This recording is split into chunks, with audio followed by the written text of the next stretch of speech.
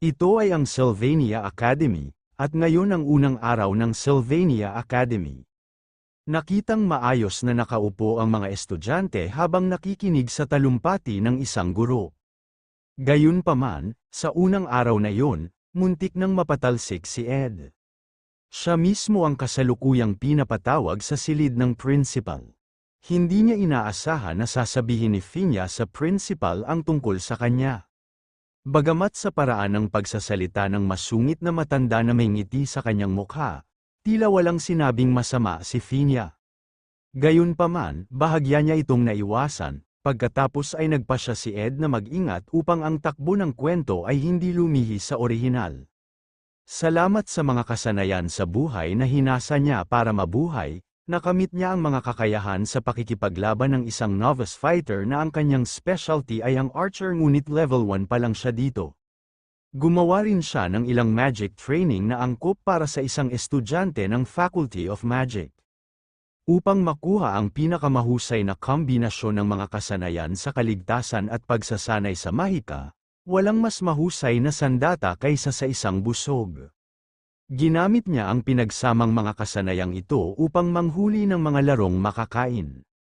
Habang nagiging mas mahusay ang kanyang mga kasanayan sa buhay at nagiging mas mahusay siya sa paggawa ng mga arrow na may magandang kalidad, malapit na siyang makapag-cast ng mga spirit o magic formula sa mga arrow. Sa ngayon, hahabulin na lang niya ang mga kuneho at patuloy na magsasanay dahil ang mga formula ng espiritu ay kasalukuyang nasa labas ng kanyang maaabot. Sa gitna ng kanyang pangangaso, huminto si Ed nang makita niya ang isang kaakit-akit na dilag na nakaupo sa ilalim ng puno, ang kanyang buhok ay dumadaloy sa hangin. Ito ay ang babae kanina na nakaramdam ng kakaiba sa ating bida at siya ay nakaupo na nagbabasa ng isang libro, na may isang tumpok ng mga libro sa sahig sa harap niya. Ang magandang babae na ito ay si Janica Faylover. Siya ay nasa kanyang ikalawang taon tulad ni Ed. Siya ay nangunguna rin sa klase at isa ring henyo sa Spirit Sorcerer. Mukhang napansin din ni Janica ang presensya ni Ed. Tinanong niya kung siya ba ang nakakatuwang lalaking sinasabi ni Marilda. Natigilan lang si Ed sa narinig, pagkatapos ay masiglang nagpakilala si Janica. Nang makita yon, nalilitong itinanong ni Ed kung paano siya napunta rito. Tinanong tuloy ni Janica kung nagulat ba siya na alam nito ang tungkol sa kanya. Ang kagubatan na ito ay teritoryo ng Marilda, isang mataas na ranggo na espiritu. Marami siyang narinig tungkol dito mula sa kanya. Nagulat si Ed na sinabihan siya ng master ng gubat na ito kay Janica. Nasabi lang ni Janica na medyo maingay si Marilda, sa kanyang atensyon na nakakalat sa buong lugar. Halatang alam niya ang tungkol sa mga hindi gustong bisita. Hindi nakapagsalita si Ed nang marinig yun. Marami na talaga siyang napatay na hayop dito. Marami na rin siyang pinutol na puno, nakaramdam ng pag-aalala si Ed dahil doon. Sinabihan siya ni Janica na huwag nang mag-alala sa maliliit na bagay. Batas ng kalikasan para sa mga nilalang sa kagubatan na ito na hulihin at kainin ang isa't isa. Hindi rin naabala si Marilda sa mga ganoong bagay. Mukhang namula si Ed nang makita si Janica na papalapit sa kanya. Pagkatapos ay sinubukan ni Ed na ilihis ito sa pagsasabing naisip niya na kahit ang mga higanteng ligaw na lobo ay may malambot na puso, biglang namula si Janica sa sinabi ni Ed, tapos tumawa siya habang naglalagay ng matamis na ngiti. Sabi ni Janica, may gustong ipakita sa kanya. Pagkatapos ay ipinakita niya sa kanya ang isang espiritu at tinanong siya kung siya ay maganda at kaibig-ibig. Kahapon ay gumawa siya ng kontrata sa kanya nang makita siya nito. Pagkatapos ay tinanong niya si Ed kung gusto niyang subukang hawakan siya. Mukhang nagulat si Ed doon at sa katotohanang gumawa si Janica ng kontrata sa espiritong yun. Naisip ni Ed kung gusto niyang makipagkaibigan kay Janica, kailangan lang niya itong makausap sa tamang oras. Gayunpaman, sinabi sa kanya ni Ed na hindi niya alam kung ano ang ibig niyang sabihin.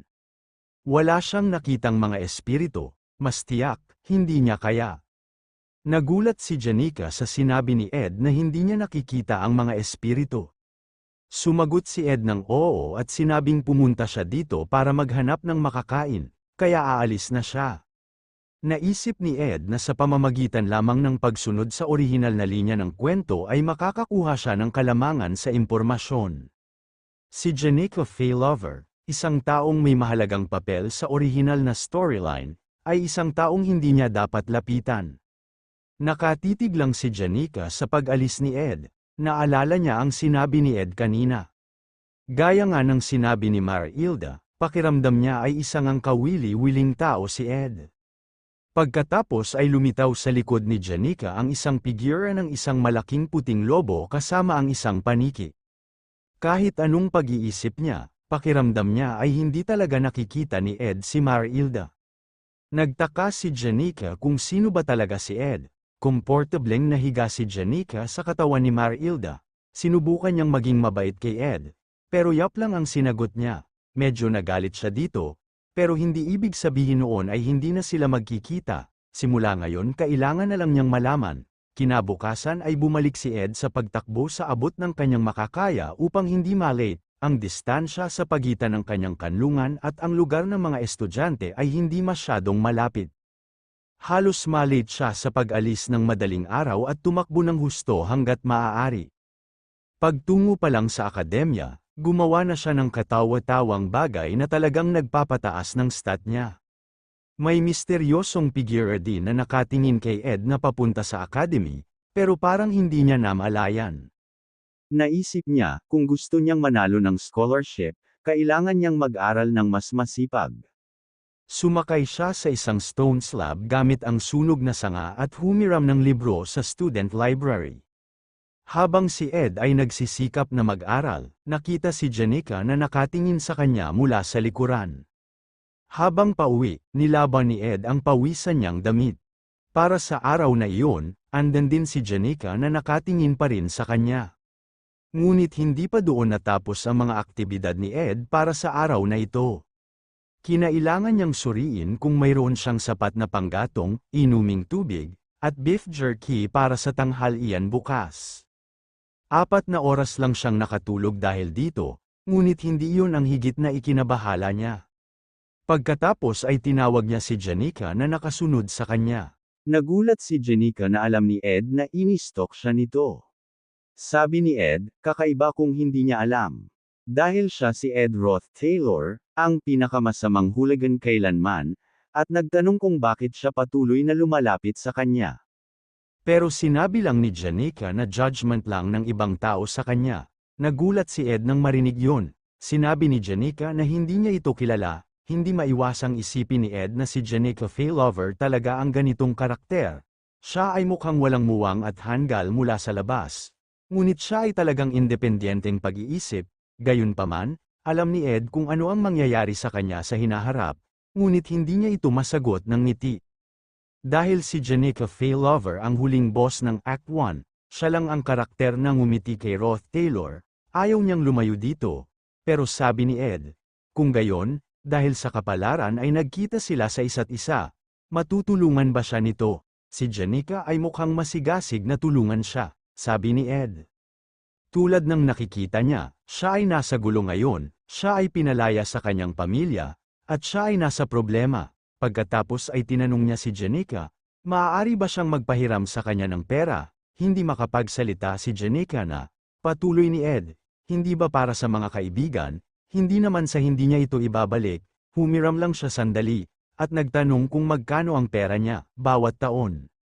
Si Janica ay nakakuha ng scholarship para sa pagiging nangunguna sa klase, ngunit hindi lang yun tanda ng kanyang kadakilaan. Napakahina ng kanyang background kaya kung wala ang scholarship, hindi siya makakapag-enroll o magpatuloy sa mas mataas na antas sa akademyang ito. Ang anak na babae sa isang maliit na rancho, si Janica, ang kanyang kahinaan ay pera. Humingi ng paumanhin si Janica at nagpasya na tumakas kaagad mula rito. Inaasahan yun ni Ed. Makalipas ang 3 araw, bagamat masama ang pakiramdam ni Ed tungkol dito, ngunit ayaw na niyang makisali muli sa mahahalagang karakter. Kinailangan niyang mag-ingat, upang ang kwento ay hindi lumihis sa orihinal, at nang papasok na si Ed sa tirahan, nagulat siya noon, nang makita niya ang isang batang babae na natutulog doon.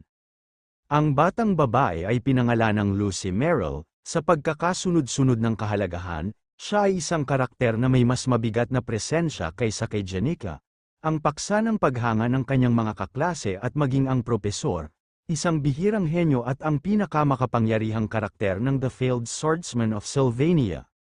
Iniisip ni Ed kung bakit siya natutulog dito, biglang nagising si Lucy habang iniunat ang kanyang katawan.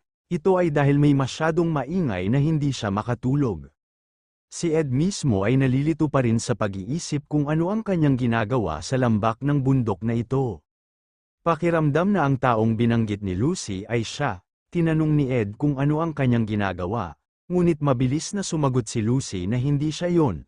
Habang nakaturo sa likod niya, sinabi ni Lucy na ang maingay ay ang lobo sa likod niya na kasing laki ng isang bahay.